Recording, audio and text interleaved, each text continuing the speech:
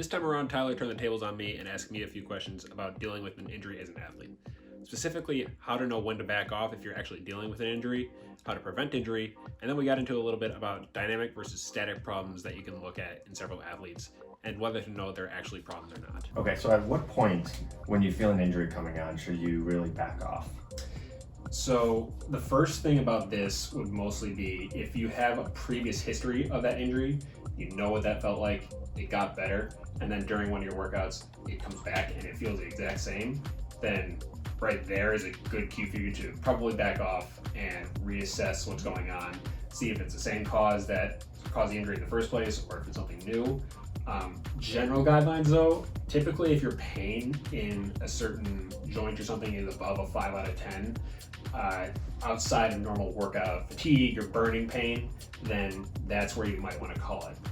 Below that, below 5 out of 10, it might just be a little bit of joint stiffness that you had that day. We're all getting older, it happens. But once it gets to a certain threshold, like over a 5 out of 10 of your subjective pain level, that's where you might want to start to take a look and reassess what's going on with that injury.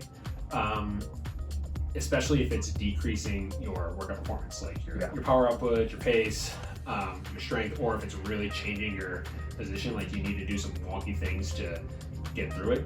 Probably best to call it because it's not giving you the outcome, or it's going to give you the outcome that you're looking for. Granted, it might really drive you downhill in terms of your progress. So first thing you want to do is kind of just assess your body, try a couple of mobility things, try a squat if it's a leg injury, or just trying to stretch out that joint, see what happens. If you have somebody you trust, like a physical therapist or a doctor in your close circle that you can contact and ask, hey, what's going on? It might be good to get their advice. Aside from that though, if it's happening more than once, if say you stop the workout and then the next day it comes right back, probably best to actually go and formally see, again, your physical therapist for an injury screen, or if you have to, a doctor. Physical therapists with these kind of injuries are typically pretty good, and you want to be your first bet. You can go to PT without getting a doctor script in most states, and again, most places will give an injury screen, which isn't even formal PT, and you typically don't have to pay for it. So that's a good way to kind of figure out what's going on there. That's good to know. So as an athlete, what things can I do preventatively to keep these injuries from coming on in the first place? Is there any kind of static stretching or mobility or strength stuff I should start doing first? Great question. So one thing I would say is static stretching, generally to stay away from.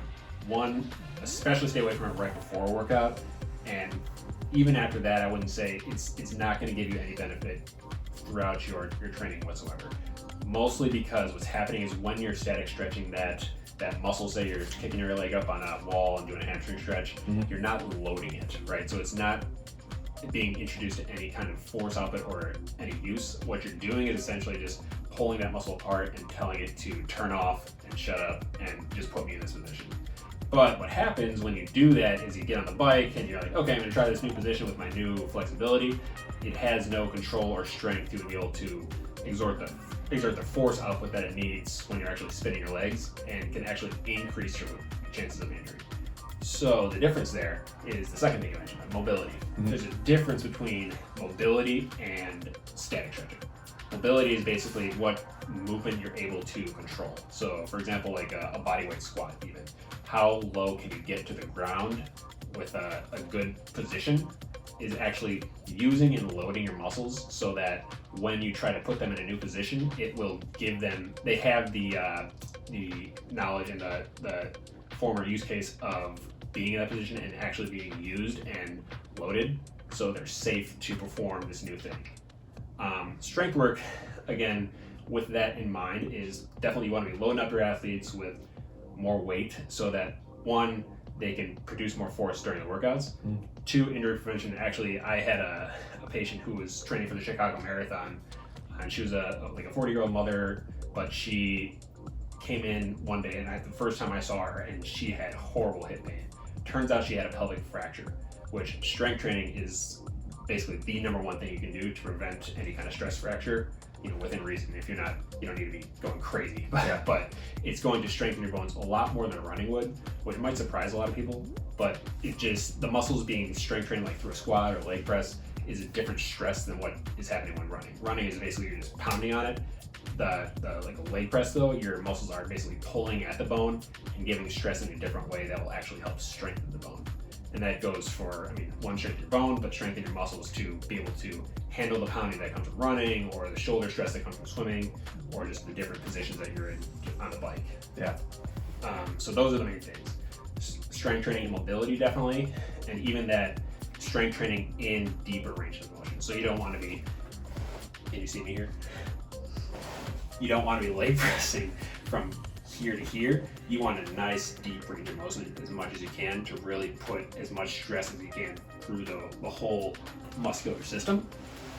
And that will help you in any day kind of life or training wise, in terms of like any position that you might put yourself in. So then one popular topic that's coming up a lot is Q angles in female athletes. Can you give a little bit of insight on that? Is that something that's preventative, or is there anything to help reduce the impact that has on athletes? Yeah, so first it might help us. So a Q angle basically is the angle from your hip to the inner part of your knee. And typically a lot of times it's seen in female athletes where they have a larger Q angle or their knee is caved in more. First thought about that is if they just naturally have, like if they stand and they have a little bit of cave in with their knee and that's normal for them, that structure wise it's not always the biggest deal. When it can become a problem is if you see them standing normally and it doesn't seem there's any problem with their knee, but as soon as they step down they get a big inward curve of their leg. That can be a problem. So it's more of a dynamic thing rather than just looking at somebody and saying, hey, your skeleton is wrong. That's not the case. So that's what you want to look for, is when they're actually running, if they just lack control and their knee is caving in during that time.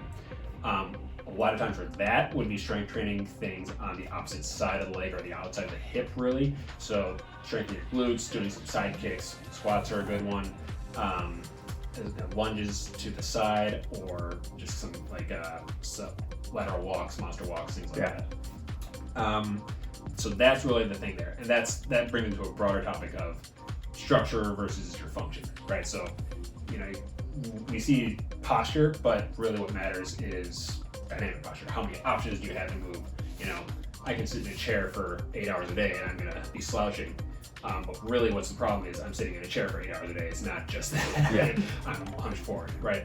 I want to be able to move my body through several different ranges of motion rather than just focusing on this one perfect posture, because there's not really one perfect posture for anybody.